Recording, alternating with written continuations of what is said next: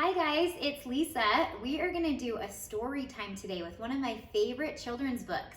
And of course, it's about one of my favorite things. It's about dancing. So I don't know if you guys have read this before, but it's called Giraffes Can't Dance. Gerald was a tall giraffe whose neck was long and slim, but his knees were awfully crooked and his legs were rather thin. He was very good at standing still and munching shoots off trees, but when he tried to run around, he buckled at the knees. Now, every year in Africa, they hold the jungle dance, where every single animal turns up to skip and prance. And this year, when the day arrived, poor Gerald felt so sad, because when it came to dancing, he was really very bad. The warthogs started waltzing, and the rhinos rocked and rolled. The lions danced a tango that was elegant and bold. The chimps all did a cha-cha with a very Latin feel, and 8 baboons then teamed up for a splendid Scottish reel. Gerald swallowed bravely as he walked towards the floor, but the lions saw him coming, and they soon began to roar.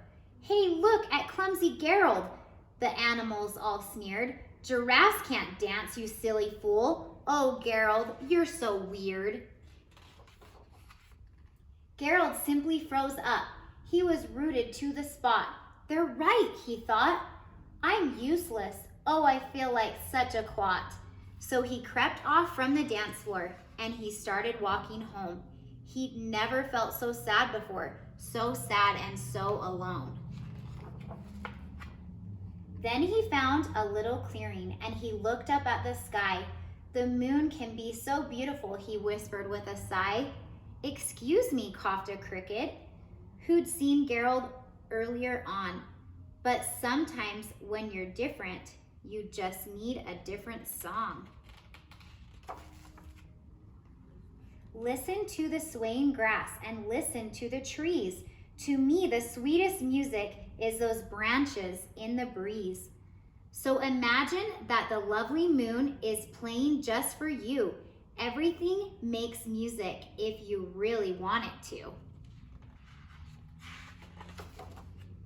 With that, the cricket smiled and picked up his violin. Then Gerald felt his body do the most amazing thing. His hooves had started shuffling, making circles on the ground. His neck was gently swaying, and his tail was swishing round. He threw his legs out sideways, and he swung them everywhere. Then he did a backward somersault and leapt up in the air. Gerald felt so wonderful. His mouth was open wide. "I am dancing! Yes, I'm dancing! I am dancing!" Gerald cried. Then one by one, each animal who'd been there at the dance arrived while Gerald boogied on and watched him quite entranced. They shouted, "It's a miracle! We must be in a dream. Gerald's the best dancer that we've ever seen." "How did you learn to dance like that? Please, Gerald, tell us how." But Gerald simply swirled around and finished with a bow. Then he raised his head and looked up at the moon and stars above.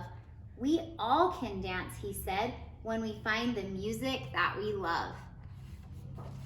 Thanks you guys for joining us for our story time today, and we hope that you guys are all snuggled up in your blankets and pillows and with your stuffed animals, and that you have a wonderful day.